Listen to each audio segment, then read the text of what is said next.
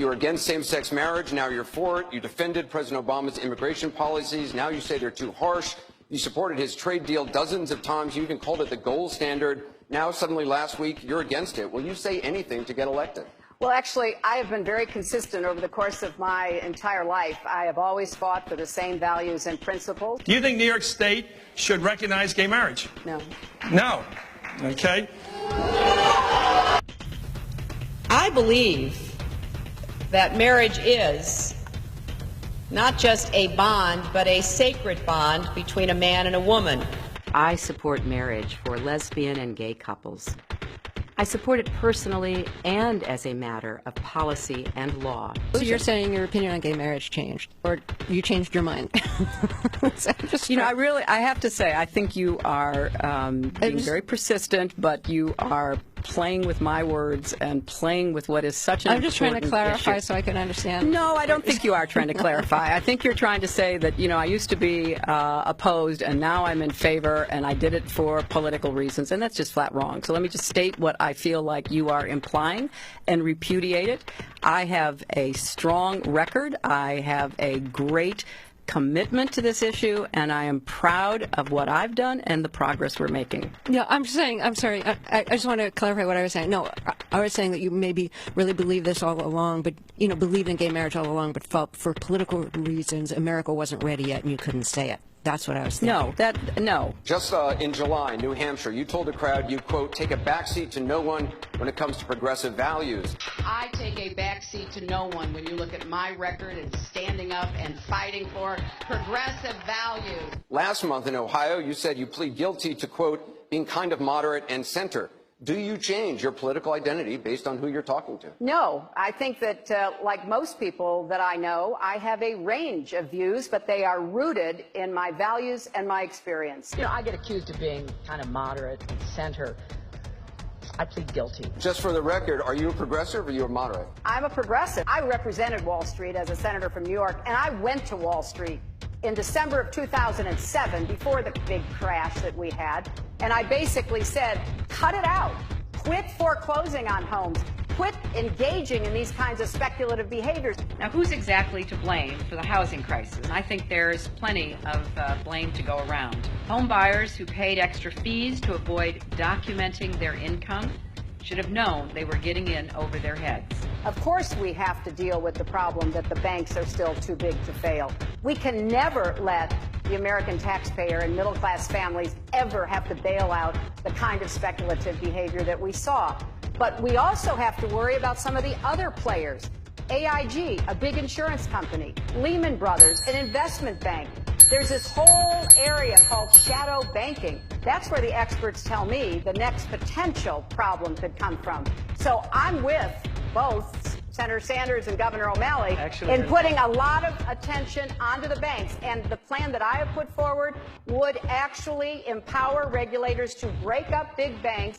Time and time again, you hear one thing in speeches, and then you see a campaign that has the worst kind of tactics, reminiscent of the same sort of Republican attacks on Democrats. Well, I am here to say that it is not only wrong, but it is undermining core democratic principles. Since when do Democrats attack one another on universal health care? I've looked at the legislation that Senator Sanders has proposed, and basically he does eliminate the Affordable Care Act, eliminates private insurance, eliminates Medicare, eliminates Medicaid, TRICARE, Children's Health Insurance Program. Just because Senator Obama chose not to present a universal health care plan does not give him the right to attack me because I did.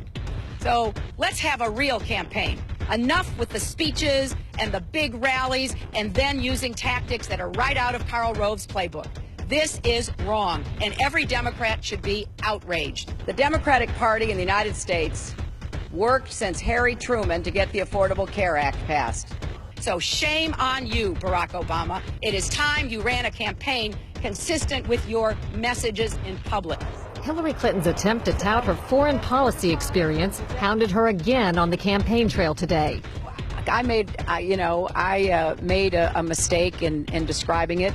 She claimed she misspoke last week and was sleep deprived when she described landing under sniper fire in Tuzla, Bosnia, something that didn't happen.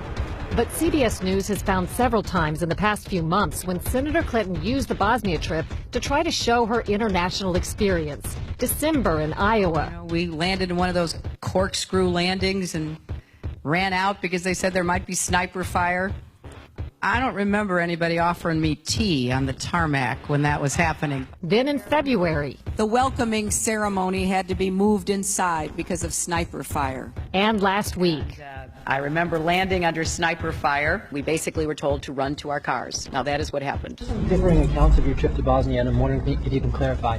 I know you recalled, ducking under sniper fire, and Sinbad in his account, who was on the trip, he said that the most dangerous part was remembering where he was going to eat next. He's a comedian, Jack. He's a comedian. So you actually recall, hearing gunfire, and were you when we were flying into Bosnia, we came in a evasive maneuver.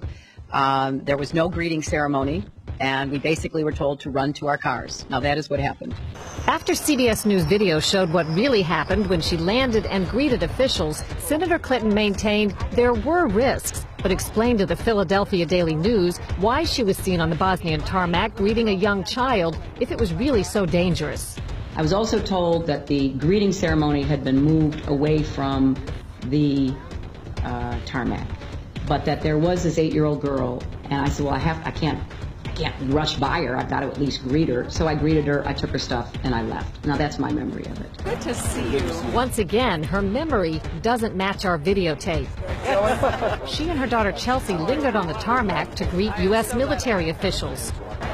Took photos. There was the group of 7th graders on the tarmac, too. And then Senator Clinton walked to the armored vehicle where she did eventually dock and enter. It was one of the highlights of President Clinton's first term, passage of the North American Free Trade Agreement, also known as NAFTA. Critics blame NAFTA for the loss of manufacturing jobs in industrial states, including Ohio and Pennsylvania. Hillary Clinton helped get NAFTA approved. She held at least 5 meetings to strategize about how to win congressional approval. She helped the White House block opposition from labor and environmental groups, and she was the featured speaker at a crucial meeting. Participants in that event said, quote, her remarks were totally pro-NAFTA. There was no equivocation for her support for NAFTA at the time. I have been a critic of NAFTA from the very beginning. My concerns about NAFTA expressed years ago have been well documented and verified. I didn't have a public position on it. I have spoken consistently against NAFTA. And if you look at what I've been saying, it has been consistent. I have been consistent. You can go back and look at from the very beginning. I was one of the voices in the administration warning about NAFTA. You said it was good on balance for New York and America in 2004, and now you're in Ohio, and your words are much different, Senator. The record is very clear. Well, you don't have all the record, because you can go back and look at what I've said consistently. Oh, I think that everybody is in favor of free and fair trade, and I think that NAFTA is proving its worth. I think on balance, NAFTA has been good for New York and America. Was NAFTA a mistake? NAFTA was a mistake to the extent that it did not deliver on what we had hoped it would. Your opponents are saying that that's really part of a larger pattern with you, that you often avoid taking firm positions on controversial issues.